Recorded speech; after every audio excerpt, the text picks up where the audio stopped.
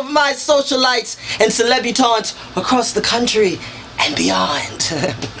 I am Zim VanAdams, conquering the world, one word at a time. Last week I released a post on my blog at zimvanadams.com called If He's Going to Climb My Back. And then my team went ahead and posted the links on my Facebook and my Twitter and my MySpace.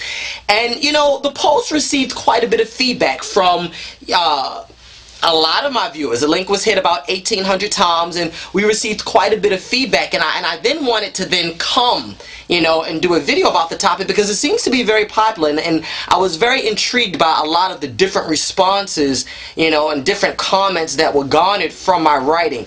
And I didn't, once I read over my post again, I really didn't expand as much as I would have liked, because you guys know I have, you know, time confines on how much, you know, I can place into each post per day. But I'll be very honest in putting it out there, you know, about myself. I have in my lifetime allowed 2 men to climb my back.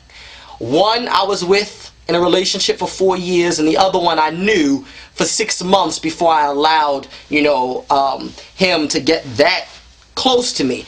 And the reason why I think, you know, I've been so selective in my life as to who I allow to climb my back, so to speak, to get that close to me, is because I treasure my body. You know, it's the one thing, one part of me that I have, that I own outright. You know, my body belongs to me.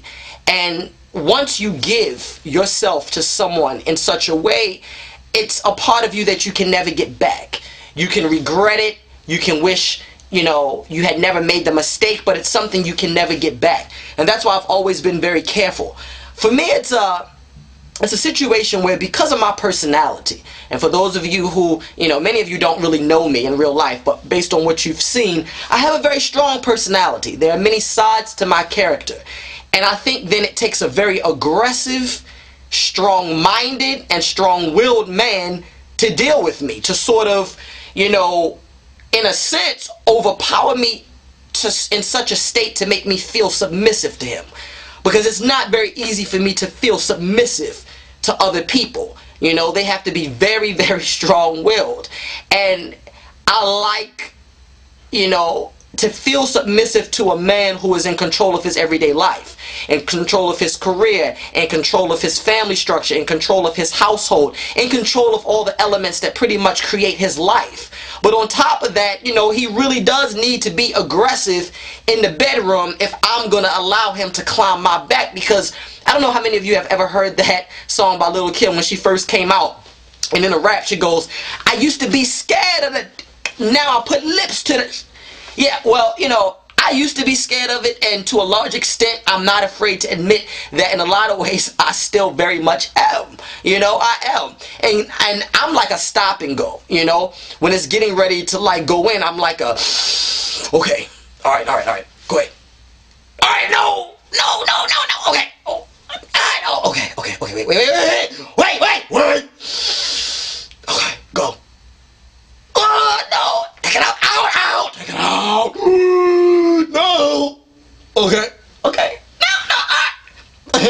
That's me, you know. I'm very like stop and go. Like, I'm not very comfortable, and it takes a dude to be like, yo, Zim, stop. Just hold still. You know, I like that.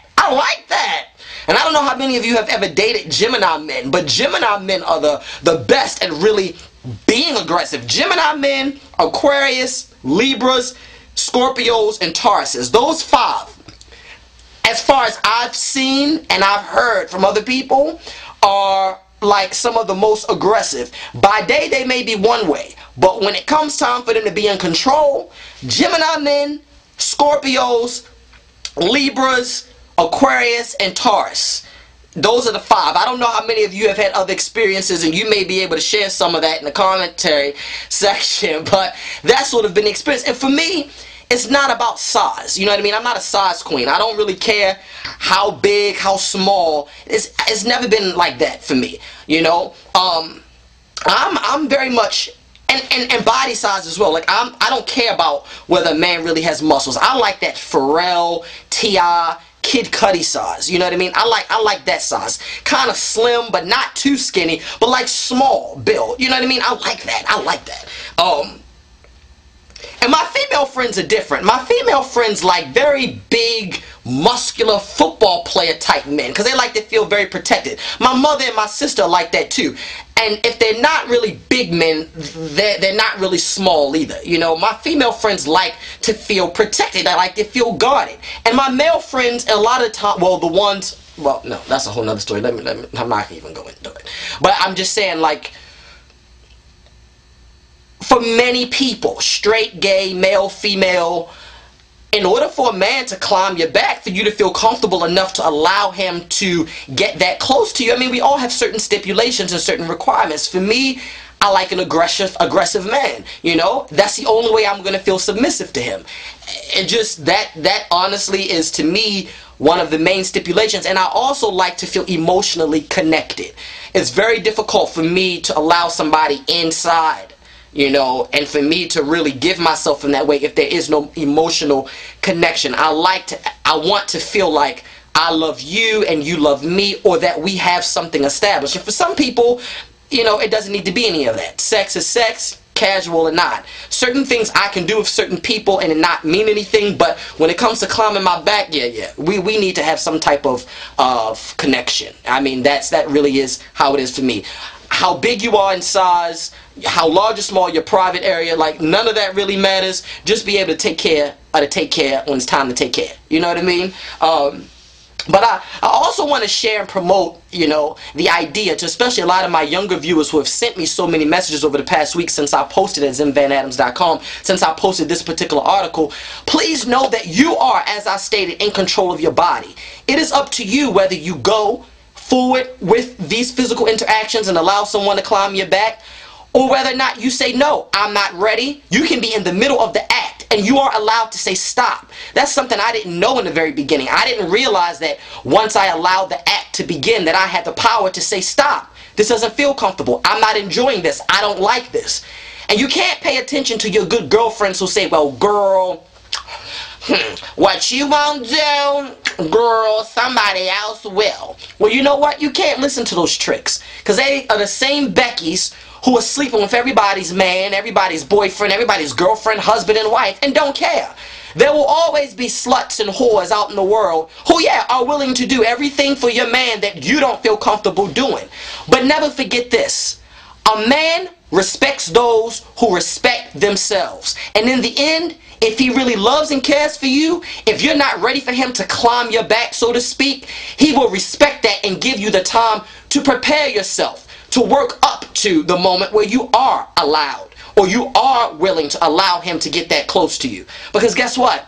If you have to allow a man to climb your back in order to keep him, the larger question you have to ask yourself is, did you really have him in the first place?